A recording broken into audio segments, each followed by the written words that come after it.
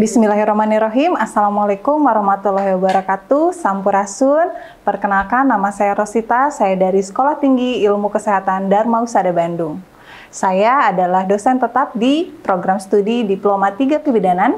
Di samping itu, saya juga mengajar di program studi Sarjana Kebidanan. Video ini merupakan pernyataan diri dosen dalam unjuk kerja Tridharma Perguruan Tinggi yang sering disebut PDD UKT PT. Saya mengajar mata kuliah Kesehatan Perempuan dan Perencanaan Keluarga, Asuhan Neonatus Bayi Balita, dan juga blok keterampilan praktik Kebidanan 5. Di sini saya ingin menjelaskan salah satu mata kuliah yang saya ampu, yaitu mata kuliah Kesehatan Perempuan dan Perencanaan Keluarga, di mana mata kuliah ini berbobot 4 SKS, 2 teori, dan juga 2 praktek pada tingkat 2 semester 4 dengan 28 kali pertemuan. Dan terdapat 1 kali UTS dan 1 kali UAS. Untuk deskripsi mata kuliah Kesehatan Perempuan dan Perencanaan Keluarga, diharapkan mahasiswa mampu melaksanakan asuhan kebidanan pada perempuan sepanjang siklus kesehatan reproduksi, mulai dari masa remaja, masa antara, dan lansia, termasuk perencanaan keluarga dan pengaturan kesuburan. Asuhan pasca keguguran yang tanggap budaya dan sesuai dengan kewenangan dengan pendekatan pembelajaran di kelas, laboratorium, dan juga di lapangan. Delivery atau strategi dalam pencapaian pembelajaran ini berorientasi pada tujuan pembelajaran yang saya ingin capai, di mana kemampuan yang diharapkan untuk pencapaian pembelajaran mata kuliah ini yang diturunkan dari CPL program studi yang berikut capaian pembelajarannya. CPL pada mata kuliah ini terdiri dari S2, yaitu menjunjung tinggi nilai kemanusiaan dalam menjalankan praktik kebidanan berdasarkan agama, moral, dan fisiologi, kode etik profesi, serta standar kebidanan. S6, menghargai martabat perempuan sebagai individu yang memiliki hak-hak, potensi, privasi, keagamaan, budaya, etnik, dan keyakinan agama. KU2 mampu menunjukkan kinerja yang bermutu dan terukur sesuai dengan standar prosedur operasional dalam memberikan pelayanan dan asuhan kebidanan. KU5 mampu bekerja sama, berkomunikasi teknis dan prosedural dalam pekerjaannya. KK5 mampu melakukan edukasi dan konsultasi tentang fungsi, manfaat, komplikasi, efek samping, dan tata cara penggunaan kontrasepsi baik oral, suntik, kondom, dan metode kontrasepsi alamiah kepada masyarakat dengan pemangku kepentingan yang relevan. KK6 yaitu mampu melaksanakan pelayanan kontrasepsi oral dan suntik sesuai dengan standar mutu yang berlaku dan kode etik profesi dengan pertimbangan aspek budaya. Adapun bahan kajian yang akan kita bahas untuk mata kuliah ini terdiri dari yang pertama, konsep dan teori kesehatan reproduksi, yang kedua, seksualitas dan komponennya, ketiga, kesehatan reproduksi remaja, keempat, kekerasan terhadap perempuan dan anak, kelima, sebab dan akibat kekerasan terhadap perempuan, keenam, penata laksanaan kekerasan terhadap perempuan dan anak, yang ketujuh, konsep kependudukan di Indonesia, kedelapan, perkembangan KB di Indonesia, kesembilan, program KB di Indonesia, kesepuluh, program KIE dalam pelayanan kebidanan, 11, pelayanan kontrasepsi dengan berbagai metode, ke-12, pembinaan akseptor, dan yang ke-13, berbagai cara penanggulangan akseptor bermasalah. Adapun sistem pembelajaran yang akan kita laksanakan untuk mata kuliah ini, saya memadukan sistem sinkronus dan ansinkronus. Pada perkuliahan secara konvensional untuk daring dengan menggunakan Zoom atau Google Meet, dan secara luring di kelas ataupun di laboratorium. Daftar referensi yang akan kita gunakan ada beberapa referensi utama dan pendukung, di mana referensi-referensi ini bisa didapat dari textbooks, jurnal, dan juga modul pembelajaran. Teknik interaction, saya menggunakan beberapa metode pembelajaran dengan teknik SCL atau Student Centered Learning, yaitu interactive learning dengan melibatkan mahasiswa dalam proses perkuliahan, pengalaman mahasiswa dengan berdiskusi, menganalisis, memecahkan, dan menyimpulkan hasil diskusi. Lalu selanjutnya ada problem based learning, di mana saya memberikan kasus untuk didiskusikan. Yang ketiga ada seminar, Pengalaman mahasiswa yang diperoleh adalah memperhatikan dan mengamati melalui berbagai buku teks ataupun jurnal ilmiah, menyusun pertanyaan, berdiskusi, menganalisis, dan menyimpulkan hasil diskusi dari seminar tersebut.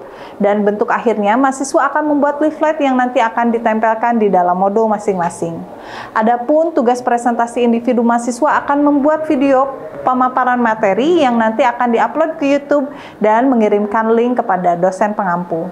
Lalu selanjutnya ada cooperative learning, yaitu berdiskusi dengan kelompok kecil, real case study, di mana saya memberikan kasus nyata kepada mahasiswa untuk didiskusikan, small group discussion, saya membentuk grup diskusi kecil agar mahasiswa aktif berdiskusi dalam kelompok dan bekerja sama. Dan yang terakhir juga ada praktikum mandiri di laboratorium yang akan didampingi oleh dosen pengampu. Dan metode yang digunakan dalam praktikum, saya menggunakan metode demonstrasi dan praktik. Untuk praktikum, saya laksanakan secara luring di laboratorium dan tetap memperhatikan protokol kesehatan. Dalam pembelajaran kesehatan perempuan dan perencanaan keluarga, saya menggunakan berbagai platform untuk meningkatkan interaksi antara saya dan mahasiswa, agar pembelajaran lebih efektif, yaitu Zoom. Di samping itu, saya juga menggunakan platform WhatsApp untuk bimbingan dan komunikasi, Google Classroom untuk tugas dan materi perkuliahan, kemudian Google Form biasanya untuk ujian teori yang akan dilaksanakan di laboratorium komputer.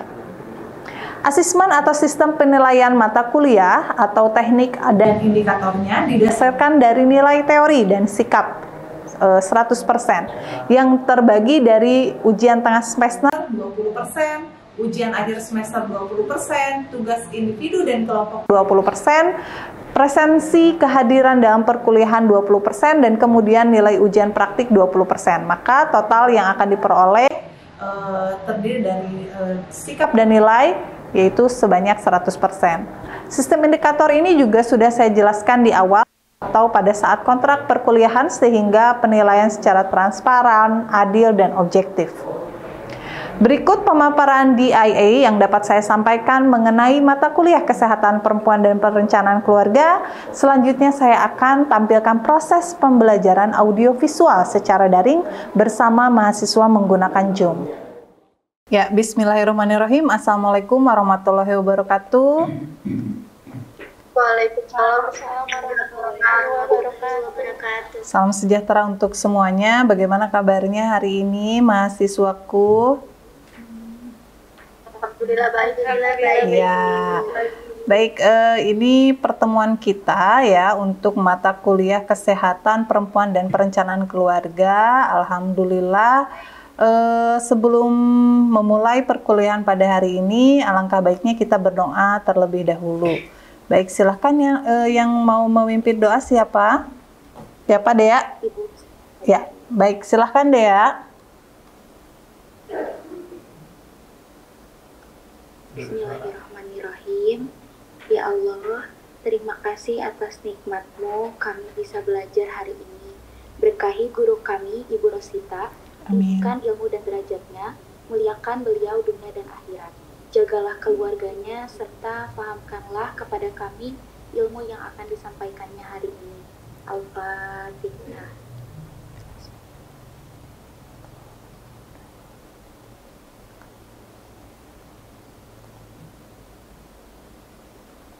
Amin, amin ya robbal alamin. Baik, sebelum kita memulai perkuliahan pada hari ini, nanti saya akan mengirimkan link absensi untuk pertemuan pada hari ini ke grup WhatsApp ya. Baik, minggu lalu kita sudah belajar mengenai screening penyakit sistemik. Kita review sedikit, jadi apa sih yang dimaksud dengan screening? Deteksi dini. Baik. Biasanya penyakit-penyakit sistemik itu berupa kanker ya, baik kanker payudara atau kanker serviks ya, dan kanker-kanker yang lainnya. Baik, betul sekali. Saya izin share screen untuk materi pada hari ini.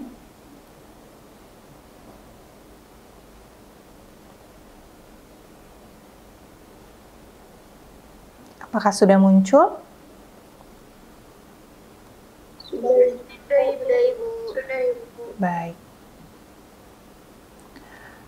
Jadi hari ini kita akan melakukan pemeriksaan screening kanker payudara terkait dengan materi pembahasan kita kemarin.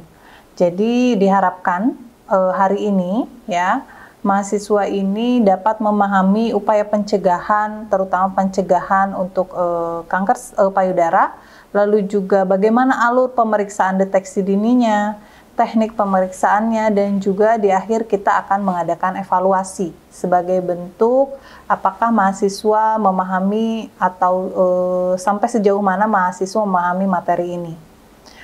Jadi pesan utama ya untuk para wanita-wanita di luar sana bahwa mencegah lebih baik daripada mengobati, karena kita sebagai perempuan makhluk yang sangat spesial, diberikan kelebihan oleh Allah Subhanahu wa Ta'ala. Tentu saja kita harus menjaga sebaik mungkin apa yang telah diberikan, terutama untuk payudara ya. Oke, jadi berdasarkan data WHO, jadi kanker itu merupakan penyebab kematian yang paling terbanyak di dunia. Jadi hampir setiap tahun itu ada 12 juta orang yang menderita kanker ya. Kalau di Indonesia sendiri berdasarkan data riset kesehatan dasar atau Riskesdas pada tahun 2013, prevalensi tumor atau kanker di Indonesia itu 1,4 per 1000 penduduk ya. Jadi prevalensinya itu tertinggi ada di Yogyakarta, diikuti juga di Jawa Tengah, Bali dan Bengkulu, dan juga yang terakhir di Jakarta. Kanker sendiri merupakan penyakit yang tidak diketahui penyebabnya secara pasti, namun dipengaruhi oleh banyak faktor seperti merokok ya, atau terkena paparan asap rokok, mengkonsumsi alkohol, lalu juga paparan sinar ultraviolet ya, obesitas dan diet yang tidak sehat ataupun kurang aktivitas fisik ya. Dan juga infeksi yang berhubungan dengan kanker. Lalu para ahli juga memperkirakan sekitar 40% kanker dapat dicegah dengan mengurangi faktor resiko terjadinya kanker tersebut. Maka diperlukan upaya peningkatan kesadaran masyarakat untuk mencegah faktor resiko tersebut dan peningkatan program pencegahan dan penanggulangan yang tepat. Lalu apa saja upaya pencegahannya? Tentu saja dengan pola hidup yang sehat, dengan cerdik ya. Kalau cerdik itu apa saja? C-nya, cek kesehatan secara teratur. E, nyahkan asap rokok. R, rajin aktivitas fisik. D-nya itu diet dengan kalori seimbang. I-nya istirahat cukup. Dan K-nya kelola stres. Cegah kanker dengan melakukan deteksi dini, salah satunya dengan pemeriksaan payudara sendiri atau sadari. Atau bisa juga pemeriksaan payudara klinis ya, yang dilakukan oleh petugas kesehatan terlatih di fasilitas kesehatan. Lalu ini merupakan alur pemeriksaan deteksi dini ya, mulai dari konseling ya, lalu juga pendaftaran ya, lalu juga nanti ada pemeriksaan klinis ya, baik misalnya pemeriksaan lanjutan juga bisa. Kalau misalnya pada saat pemeriksaan klinis curiga adanya benjolan, maka harus dilakukan pemeriksaan lanjutan ya. Oke, ini adalah teknis pemeriksaan deteksi dini kanker payudara. Dalam melakukan pemeriksaan payudara, petugas juga harus peka terhadap perasaan dan kekhawatiran klien, baik sebelum, selama, dan setelah melakukan pemeriksaan. Jadi, kita juga harus memperlihatkan rasa empati kita kepada klien. Mungkin saja si klien itu malu atau risih karena harus memperlihatkan payudaranya, terutama mungkin kalau misalnya sudah ada tanda-tanda gejala klinis. Lalu juga petugas kesehatan mungkin juga merasa kurang nyaman pada awalnya, ya. Sikap yang tenang dan perhatian dapat membantu kepercayaan klien. Jadi tingkatkan dulu rasa percaya terhadap klien, lalu juga pastikan bahwa memang kerahasiaan klien juga terjaga, dan perhatikan juga memang pada saat pemeriksaan itu kita tidak menunjukkan ekspresi-ekspresi yang membuat klien tidak nyaman. Lalu kapan jadwal pemeriksaannya? Jadi sadari adalah pemeriksaan yang direkomendasikan sejak wanita berusia 20 tahun ya. Kalau misalnya kalian sudah berusia 20 tahun, jadi bisa dilakukan di rumah sendiri ya, dengan rutin setiap bulannya. Bagi wanita yang masih haid, pemeriksaan dilakukan setiap hari ke-7 sampai hari ke-10. Dihitung dari mulai hari pertama haid sampai atau setiap bulan pada tanggal yang sama bagi yang sudah menopause. Jadi kalau misalnya yang masih haid itu bisa dilakukan di hari ke-7 sampai di hari ke-10. Tapi kalau misalnya sudah beres ya, atau memang sudah tidak menstruasi lagi atau sudah tidak menopause, bisa dilakukan di tanggal yang sama. Contohnya kita rutin biasanya melakukan pemeriksaan sadari itu di tanggal 1. Jadi rutinkan setiap tanggal 1 kalian dapat melakukan pemeriksaan sadari. Ini adalah ciri-ciri ya, kalian harus melihat juga ciri-ciri secara inspeksi apa saja tanda-tanda adanya kanker payudara. Yang pertama adanya benjolan yang abnormal, lalu juga permukaan payudaranya seperti tertarik, lalu juga ada permukaan yang cekung, lalu juga ada keluarnya debit cairan dari payudara yang jelas itu bukan ASI, lalu juga permukaan payudaranya memerah ya, dan juga ada perubahan warna kulit ya. Kalau yang tadinya mungkin agak sedikit putih bersih tapi terlihat warna kulitnya menjadi berubah. Lalu diinspeksi juga, lihat bentuk dan ukuran payudaranya ya. Kita lihat perubahan ukuran atau perubahan bentuk payudaranya ya. Kalau misalnya kita lihat yang ini terlihat normal tapi di sini lebih besar atau lebih turun ya. Lalu kulit kemerahan atau ruam di kulit atau di sekitar puting ya. Jadi ada kemerahan, lalu juga keluar cairan sendiri dari puting ya, bukan ASI tapi misalnya seperti cairan nanah atau darah. Lalu ada pembengkakan di ketiak atau sekitar tulang selangka ya. Jadi di sini ada pembengkakan. Lalu juga ada benjolan atau penebalan payudara yang terasa berbeda dari sekitarnya. Lalu perubahan tekstur kulit seperti kerutan atau lekukan ya. Jadi ini mirip seperti kulit jeruk ya, ada kerutan seperti itu. Lalu puting masuk ke dalam atau berubah posisi atau bentuknya. Jadi yang tadinya menonjol menjadi tenggelam atau tidak menonjol ya. Lalu adanya nyeri ya pada payudara dan juga daerah sekitar ketiak.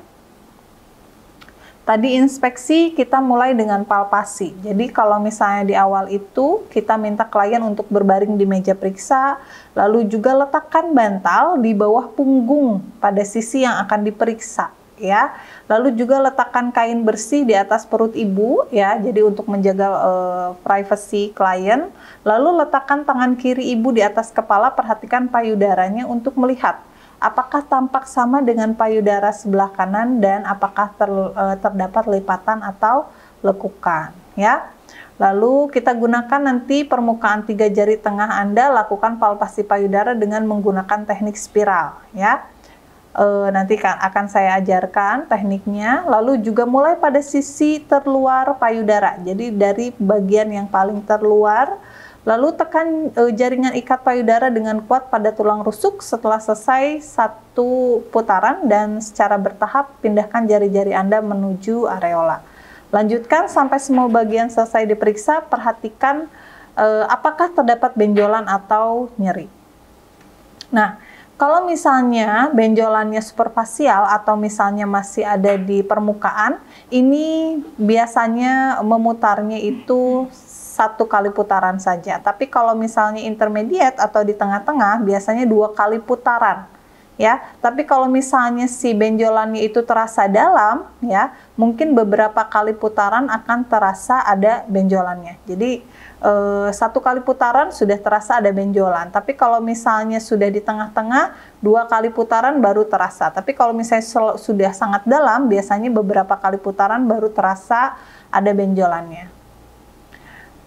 Oke, dengan menggunakan ibu jari dan jari telunjuk, tekan puting payudara dengan lembut ya. Lalu lihat apakah ada keluaran cairan atau tidak, baik berwarna bening, keruh atau berdarah.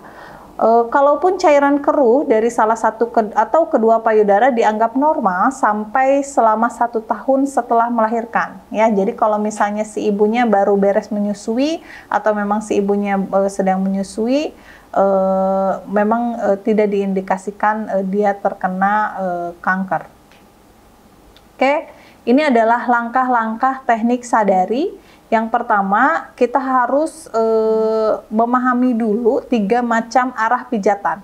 Yang pertama dari arah ke arah tengah, dari luar ke tengah, lalu dari atas ke bawah, ya, dari atas dulu, lalu ke bawah, ke atas, ke bawah, lalu juga ada yang memutar. Memutarnya dari bagian luar, ya, dari bagian luar ke aksila sampai ke bagian areola. Ini bagian-bagian yang harus teraba di setiap langkah sadari. Mulai dari bagian atas itu 2 jari di atas tulang selangka, ya. Lalu juga garis bawah, ini nomor 2, garis melingkar setelah payudara, dan garis tengah, yaitu garis tengah itu garis tengah tubuh, ya. Ini nomor 3. Nah, berikut adalah langkah-langkah dari Yayasan Kanker Indonesia yang bisa diikuti saat melakukan sadari 7-10 hari setelah menstruasi.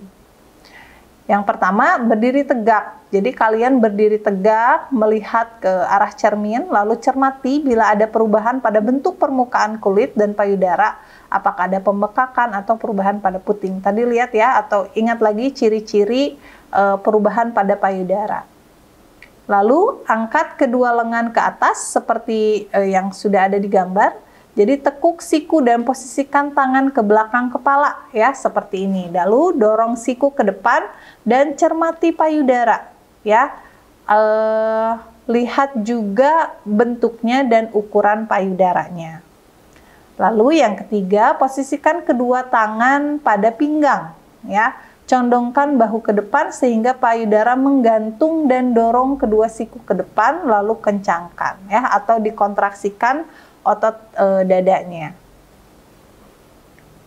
Lalu selanjutnya, angkat lengan kiri ke atas dan tekuk siku sehingga tangan kiri memegang bagian atas punggung dengan menggunakan ujung jari tangan kanan. Raba dan tekan area payudara serta cermati seluruh bagian payudara dari kiri hingga ke area ketiak, ya. Jadi seperti ini. Gerakannya bisa dari luar ke dalam, lalu atas ke bawah, dan juga memutar. Lalu yang selanjutnya, cubit kedua puting, ya. Cermati bila ada cairan yang keluar dari puting, biasanya dari luar ke dalam, ya, untuk melihat apakah ada pengeluaran cairan atau tidak. Lalu ini posisi yang terakhir, ini pada posisi tiduran. Jadi letakkan bantai di bawah pundak kanan. Lalu angkat lengan ke atas, ya, seperti di gambar, cermati payudara kanan dan lakukan 3 pola gerakan seperti sebelumnya. Dengan menggunakan jari-jari dan tekan seluruh bagian payudara hingga ke sekitar ketiak. Mungkin sudah cukup sekian materi dari saya tentang pemaparan materi screening pada kanker payudara. Baik, apakah ada yang mau ditanyakan terkait dengan materi tadi?